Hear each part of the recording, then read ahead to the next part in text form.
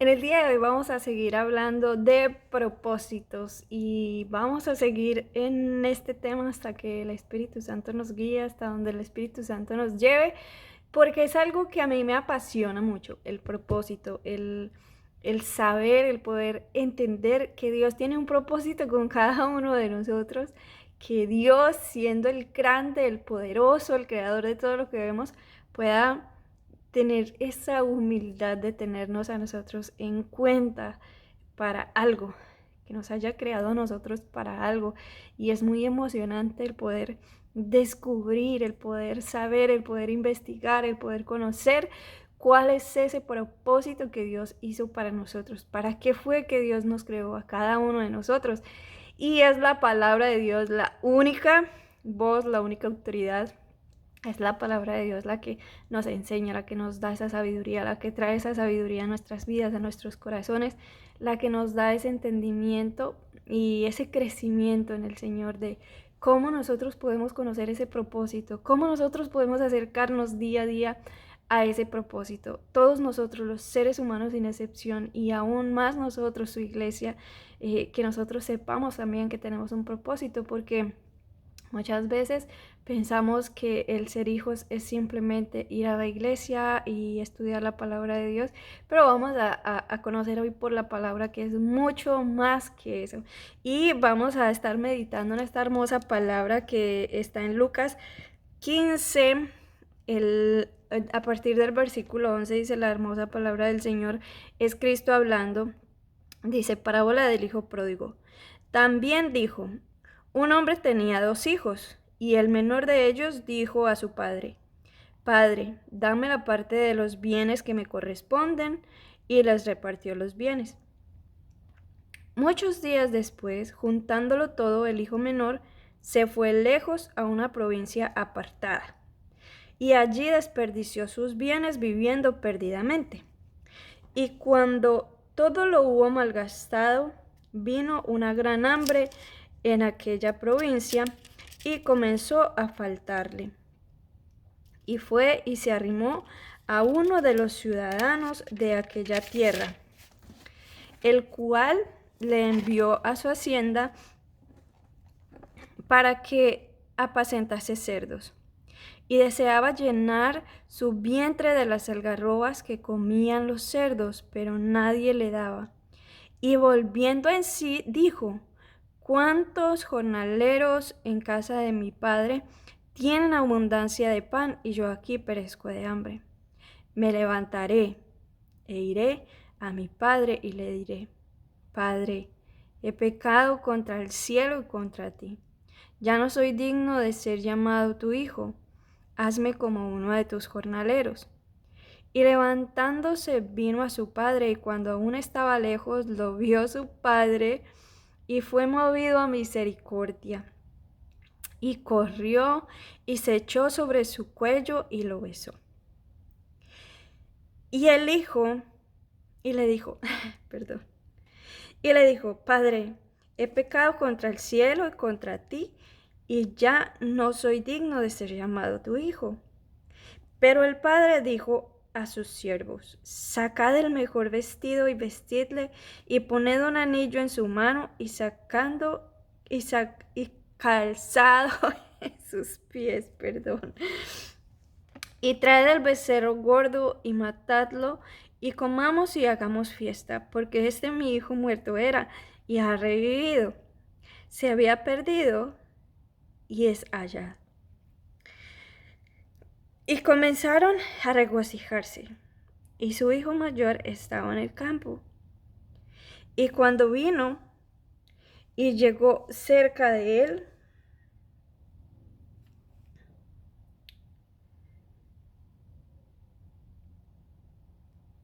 y cuando vino y llegó cerca de la casa, oyó la música y las danzas. Y llamando a uno de los criados le preguntó qué era aquello. Él dijo, tu hermano ha venido y tu padre ha hecho matar el becerro gordo por haberle recibido bueno y sano. Entonces se enojó y no quería entrar. Salió por tanto su padre y le rogaba que entrase. Mas él respondiendo dijo, al padre: He aquí tantos años te sirvo, no habiéndote desobedecido jamás, y nunca me has dado ni un cabrito para gozarme con mis amigos. Pero cuando vino este tu hijo que ha consumido tus bienes con rameras, has hecho matar para él el becerro gordo. Él entonces le dijo: Hijo, tú siempre estás conmigo y todas mis cosas son tuyas. Mas era necesario hacer fiesta y regocijarnos, porque este tu hermano era muerto y ha revivido, se había perdido y es hallado. Y esto es una palabra muy hermosa, porque nos muestra el amor tan grande del Padre hacia todos nosotros, hacia la humanidad. Y esto nos representa a nosotros también, y representa mucho nuestro propósito como hijos de Dios.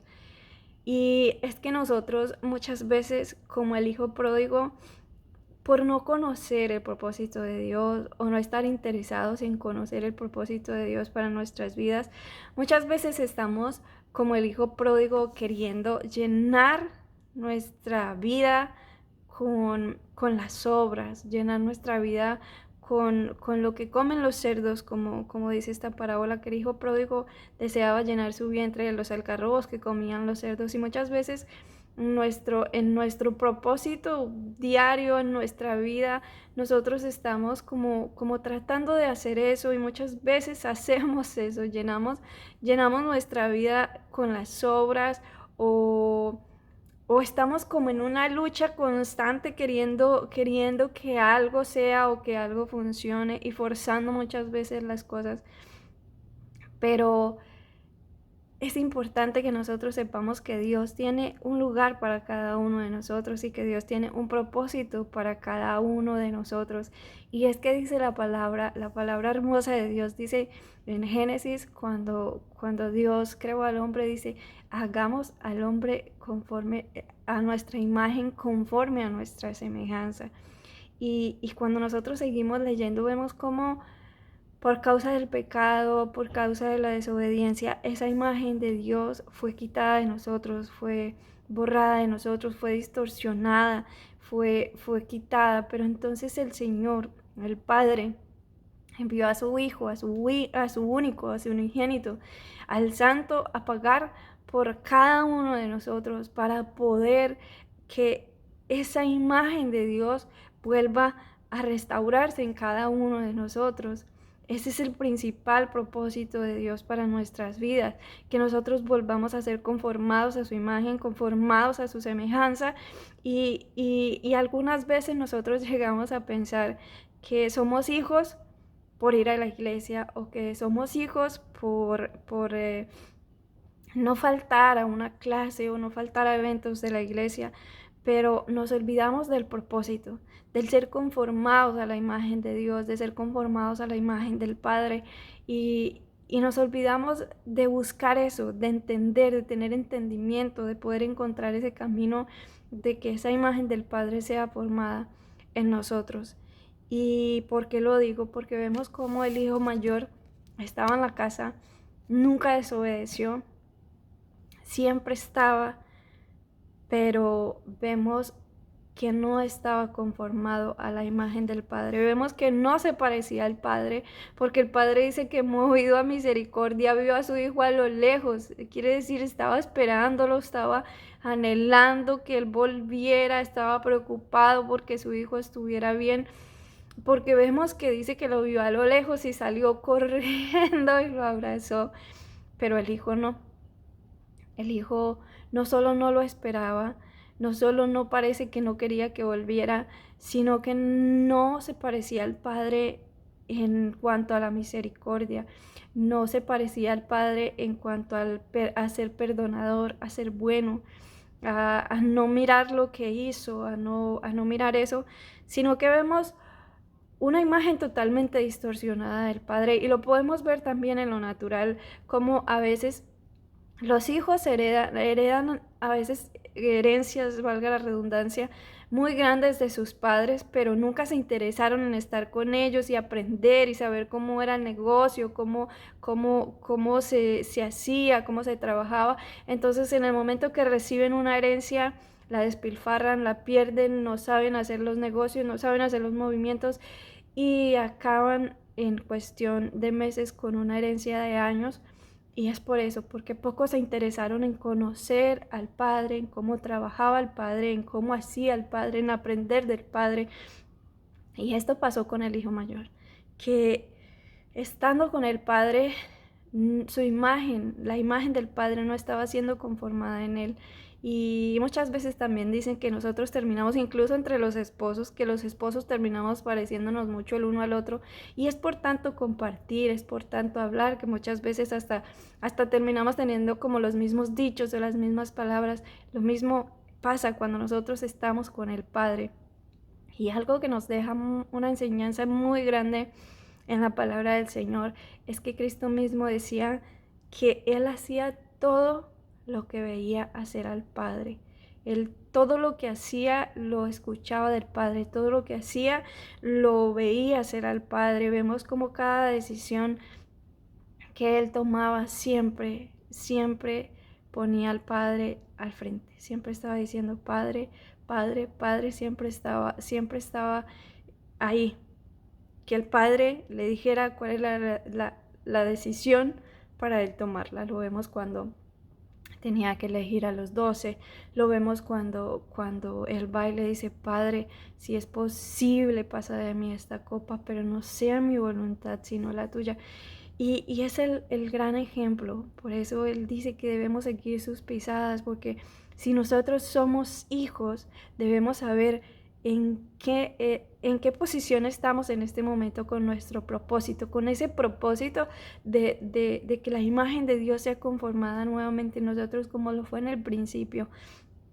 ¿En qué posición estamos? Si estamos en esa posición del hijo pródigo, que estamos como forzando las cosas en algo que tal vez el Señor no ha hecho para nosotros, o estamos como el hijo mayor, que estamos en la casa y creemos que somos los hijos, que somos los herederos y coherederos con Cristo, pero no estamos interesados en ser conformados a la imagen de Dios. Y es importante que cualquiera de las dos que sea nuestra posición, que hoy podamos pararnos firmes y poder decir, yo quiero saber cuál es mi propósito en Dios, yo quiero saber para qué yo fui creado o creada, y yo quiero que ese propósito principal, que es que la imagen del Padre sea en mí, que ese propósito se cumpla. Yo quiero saber cómo, yo quiero aprender, yo quiero conocer. Señor, enséñame, porque Él es el maestro de maestros, es nuestro ayudador, Él es nuestro enseñador. Él fue quien nos creó, Él es el que sabe exactamente paso a paso qué debemos hacer, a dónde debemos ir, qué debemos hablar, todo lo sabe Él. Por eso nosotros necesitamos ser dependientes del Padre. Necesitamos ser dependientes de Él cada día para que Él vaya alumbrando nuestro caminar diario, para que Él nos vaya enseñando aún si cometemos errores, si damos pasos en falso, que podamos hacer también como este pródigo y podamos venir y decir, Señor, mira, me equivoqué, yo no debía hacer eso, perdóname porque he pecado contra ti, y podamos reconocer honestamente, humildemente y sabiamente delante del Padre que sin Él no podemos, que apartados de Él no podemos, y que necesitamos de Él, de su misericordia, de esa misericordia que nadie más tiene, como decía David cuando fue el profeta Natán, que él decía, caiga yo en manos del Señor y no en manos del hombre, porque sé que Dios es muy misericordioso, te lo digo en mis palabras, porque él sabía que Dios era piadoso, era bondadoso, era misericordioso, era compasivo, es la palabra, no piadoso, compasivo, muy compasivo y misericordioso es el Padre, y Él no echa fuera a quien Él venga. Así que esta es la invitación para cada uno de nosotros en este día, en esta tarde, en esta casi noche ya, que podamos acercarnos al Padre y decirle, Señor, yo quiero que tú cumplas tu propósito en mí y que tú me conformes nuevamente a tu imagen. Que Dios te bendiga, que Dios te guarde todos los días de tu vida, que el Señor te guarde a ti, que el Señor guarde tu familia, que el Señor mande bendición, envíe bendición y vida eterna, sanidad a tu familia, a tu casa y a tu vida. Que el Señor cumpla su propósito en tu vida y en mi vida. En el nombre de Jesús. Amén.